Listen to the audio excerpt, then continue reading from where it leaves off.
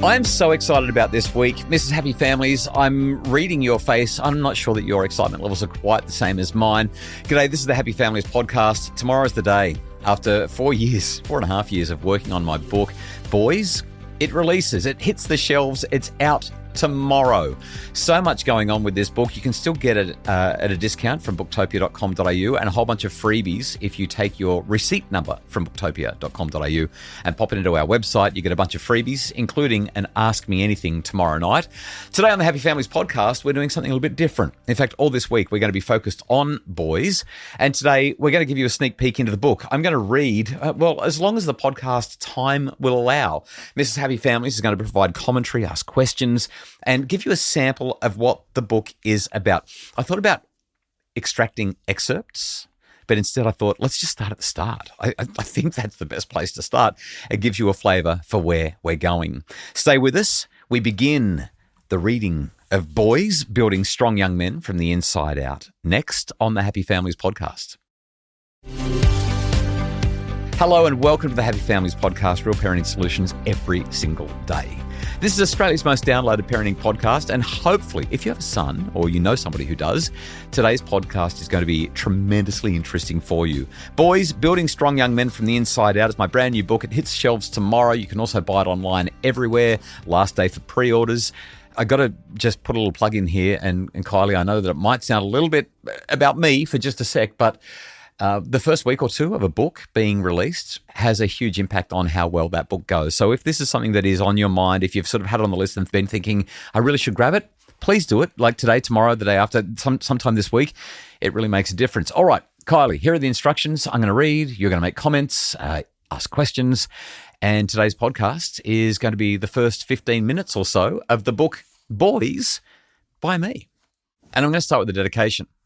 Is it for me this time? You always get acknowledgements on those back pages where I say thank you. Yeah, on the back page. I don't think I haven't dedicated a book to you. No, you haven't. I'm still waiting. I feel like this is going to be my last book. I can't It is see going to be your last book. You don't want me to not doing this again. But if I do write another book, I'll probably have to dedicate it to you. My mum keeps begging me to dedicate a book to her as well. So she's not going to like this because there are two dedications, and the first one is not to my mum, it is to my dad. And he'll probably shrug and say, righto. but I just said, for my dad, a man who showed me what healthy manhood looks like. And the second dedication for my nephew Logan, 1st of October 2003 to the 6th of November 2023. We wish we'd had more time with you. May others never know the grief we felt. Oh my goodness, I'm not a good start. Not a good start.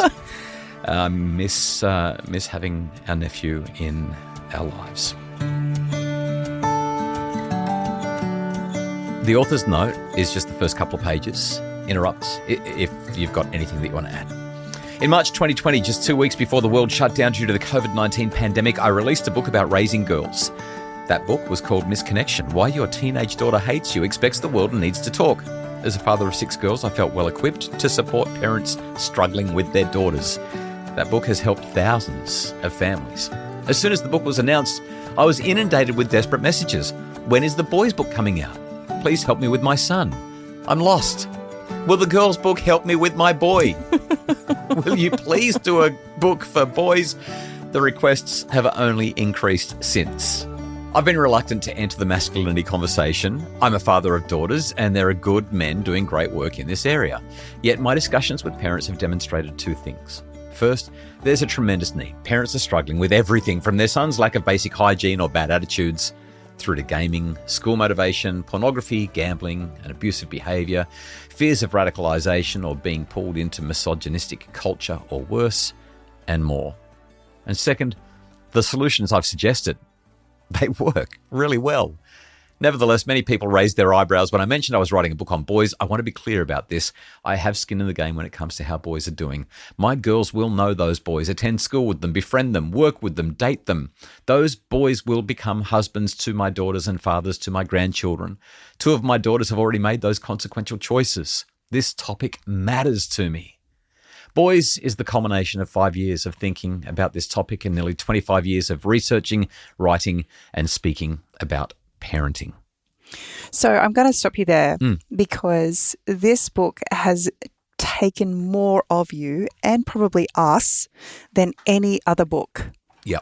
What do you put that down to? So it was hard to write it. I think, so tomorrow's episode, you're going to interview me about the writing of the book and all that kind of thing, and I'll probably spend more time on that then because I'd imagine that you want to go deeper. But basically, when you write a book about girls, everyone's kind of on your side. Girl power. Everyone wants girls to win. Everyone's really excited to see girls do really well. What's fascinating about writing about boys is that parents of boys really want boys to win, but society, it doesn't feel like society is on boys' side.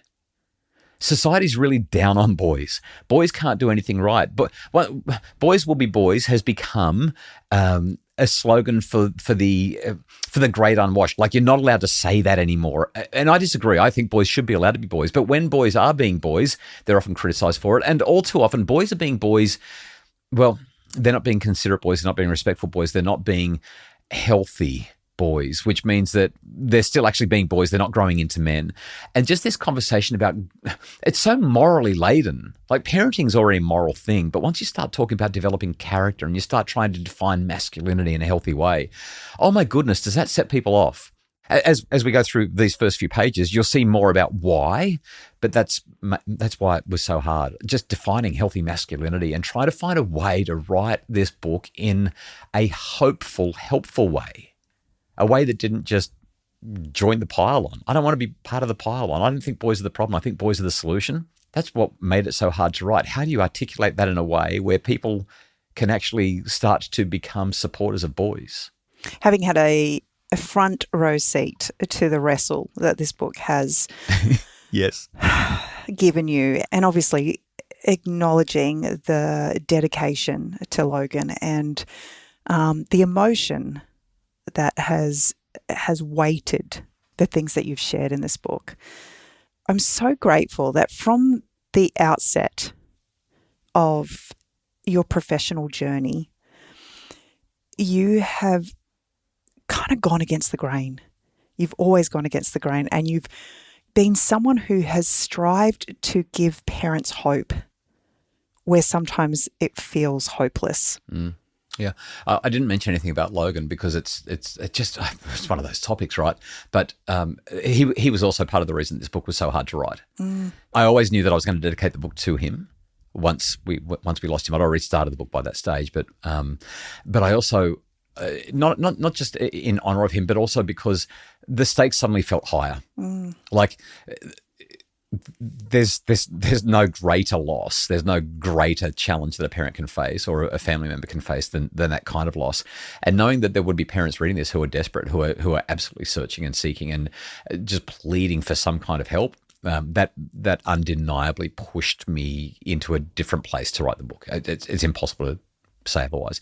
Let me read on, and then we'll take a quick break. I've only got a couple of paragraphs and we're finished the author's note. Before we begin, there are 3 things to recognise. First of all stories in this book are shared with the permission of those involved. Blah, blah, blah, blah, blah. I've changed names to protect the identity. Second, boys aren't homogenous. When researchers study boys, they're working with averages, helpful for seeing patterns, but potentially misleading for individual boys. This means that on average, what I say in these pages is going to be true for most boys and men, or girls and women most of the time, but it won't be true for every boy all the time. For example, men are on average taller than women, but plenty of women are taller than plenty of men. Same applies to behaviour, interests and abilities. On average, boys tend to be more physical, competitive and interested in both sexual activity and variety. On average, girls prefer intimate friendships and cooperative play. They're choosy when it comes to sexual opportunity. These patterns are accurate on average, even as individual variation remains enormous. Throughout these pages, you'll learn about boys being this or that. And if I keep saying on average or qualifying my statements with exceptions, it will become tedious. When you disagree with the claim because it's not how your son is, remember that all statements in this book are true on average. Third, all references to boys or girls refer to children whose gender identity conforms to their biological sex at birth. The introduction is right after the break.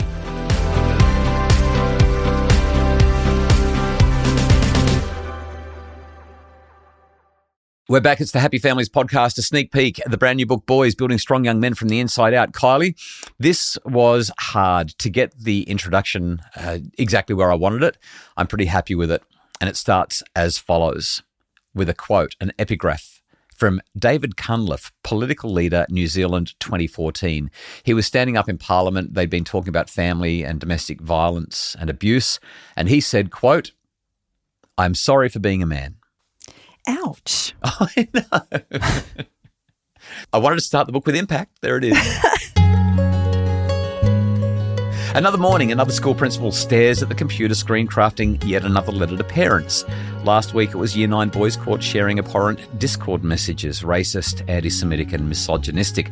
The week before, sexual harassment issues in Year 8. Today, a group of boys filming up girls' skirts at a sports carnival. The words blur together, deeply concerned, investigating, zero tolerance, not consistent with the culture of our school.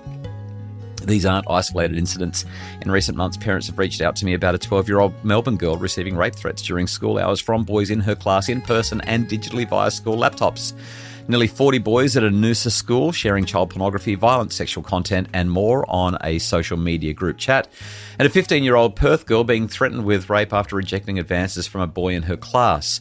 News outlets have pointed to the senior schoolboys at an elite private school in Sydney who created a points-based challenge for the Year 12 muck-up day. Their scorecard, and I'm sorry, if you've got kids listening, you definitely don't want them to hear this. Give you 5 seconds to press pause on the podcast or skip through the next minute or so.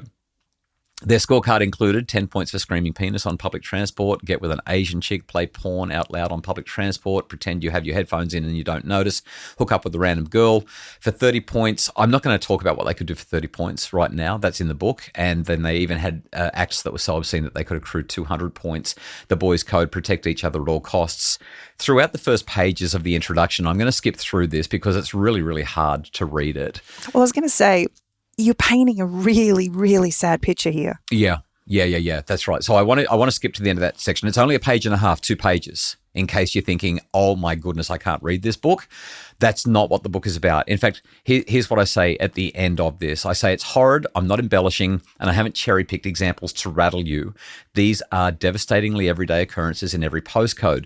The media paints a pessimistic picture. Lost boys, depraved boys, stalker boys, violent boys, and always in trouble from every walk of life at every socioeconomic level. And who's in the middle of it all? You. Me. Loving, concerned, vigilant parents watching our boys and wondering, how do we navigate this? To identify useful solutions, we need a clear-eyed view of the problem we're confronted with, and that's where this book starts. What problem? The male problem. The atrocious behaviour, the misogynistic behaviour, the anti-Semitic and racist behaviour, the sexualised behaviour, the violent behaviour, the intimidatory behaviour. Please start breathing again, though. This book is not a catalogue of deviancy, aggression and addiction in boys and men. It's not fueling the culture war or piling blame and shame on 50% of the population and their parents. Rather, this book is about something more important. Raising boys who make the world better, not worse. Boys who understand their strength and use it to support, not intimidate or dominate. Boys who know their worth isn't measured by body count in video games or sexual conquest, but by the value they create and the contribution they make. And so I'm just going to interrupt myself there for a second and add the reviewers. This section did used to be longer, but all of the reviewers said, I can't keep reading. Like, it's just too heavy. So I've shrunk it right down. And we're really very much focused on identifying that we do have this problem, this quote-unquote male problem, and I articulate what that is so that we can start to work on solutions, because this is a book about solutions. Should I keep going? I'm just curious if in the book you actually step through why we are in this position. Oh, I was going to, and I spent a lot of time on that in earlier versions of the book. And in the end, I just thought, if I'm a parent reading this book, I don't need the history. I don't need all this stuff. I just need to know what to do. So I've shrunk that whole section down, and I pretty much, I talk about it briefly, but mostly I just say, here is the problem. Let's talk about solutions, because it would be a very different book if I did that. And I don't think it would be nearly as helpful to parents. Mm-hmm. Understanding how we got here is part of unpacking it. But really, if we've got a vision of where to go from here, that's what it's really about. So let me just read the last little bit of the introduction, because our time's more or less up. I unpack what this male problem is. It's a matter of trust. It's a question of trust, and I outline why. But here's where I finish. What we require is a positive vision of masculinity that's broad enough to recognize the many ways to be a man, one that will feel aspirational for boys. At the moment, many of our boys are conflicted about how to navigate the relentless and contrasting messages about masculinity. They deserve to understand their power and how to use it well. At its core, this book responds to this issue with two words: surplus value. Surplus value is what transforms a boy into a man. It's where he transforms from the boy's psychology of being a taker to the man's psychology of being a giver, providing, protecting, and using his maturity and strength to support those around him in pro-social ways.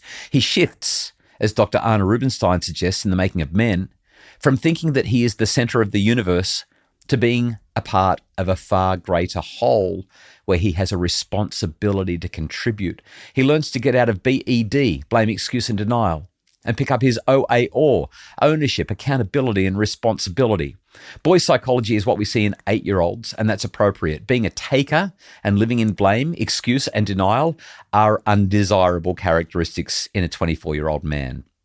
This is the formula I'll be using in this book for what it is to be a man: providing for kith and kin, being considerate, giving more than he takes, serving without expecting applause, using his power to help those around him feel safer and stronger, and consequently be safer and stronger. That's the kind of masculinity our boys need to first learn and then earn. And it's the masculinity we'll explore in the pages of this book. We've talked to our girls a lot about this idea that the boys that they spend time with should leave them feeling safer and stronger.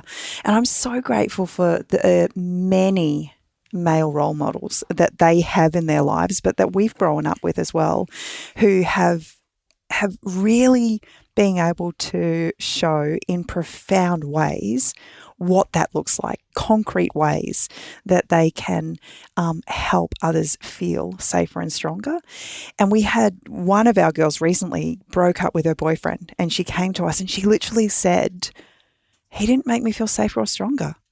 And as she started to unpack things, she realized originally she had thought the anxiety that she was experiencing when she was with him was just normal, kind of butterfly type thing. But as she sat with those feelings for longer, she realized that she felt unsafe. And it's such a powerful thing for our girls to recognize as we help elevate boys. This isn't about blaming them. This isn't about making them out to be the bad person, but it is about elevating our expectations of what they're capable of, because life is so much better. Yeah. So that's the book. That's the intro. I've shared about a quarter of the intro. There's so much more in there. I'm so excited. I can't believe I'm holding the book. Like, it's so good to be at this point now. Well, I'm just telling you, I booked myself in for a massage because I think I deserve it. Right. Thank you so much for your support. It's been a heavy load. It really has. I'm not saying that in a funny way. I really mean it. Like, oh my goodness, you've done so much on your own. So, guys, the book is out. We could keep on talking about it for hours because clearly it's a big book and there's a lot in there. But I just wanted to give you a sense of what's there. Please jump online and grab a copy wherever you would normally buy your books, or better yet, go into a bookstore, pick up a copy off the shelf, and carry it out and hold it, heft it. Own the book, Boys Building Strong Young Men from the Inside Out. It's out now. Tomorrow, we talk more about boys because that's what this week is going to be. It's the launch week and we have to talk about it. So join us tomorrow for a whole lot more insight about raising boys on the Happy Families podcast, which is produced by Justin Rulon from Bridge Media. Mim Hammonds provides additional admin support. And for more info to make your family happier, visit happyfamilies.com.au.